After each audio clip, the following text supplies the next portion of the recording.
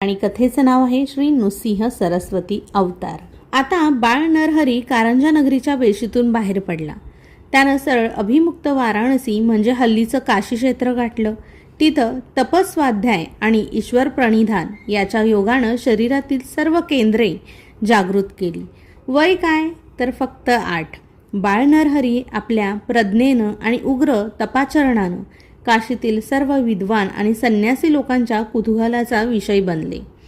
पायात खडावा, कटील कौपीन, त्यावर भगवी छाटी, गळ्यात रुळणाऱ्या रुद्राक्षाच्या माळा, हाती दंड आणि कमंडलू, कपाळावर भस्म, मुखावर नित्य विलसणारे सात्विक स्मितहास्य आणि त्यातून होणारा हृदयाच्या कुहरातील ब्रह्मानंद, या सर्वांवर प्रसन्न बटूच्या देहावरील तपश्चर्येचं विलक्षण तेज, किती कठोर साधना, सर्वच आश्चर्यकारक। असं नवल कधी न घडलं, कधी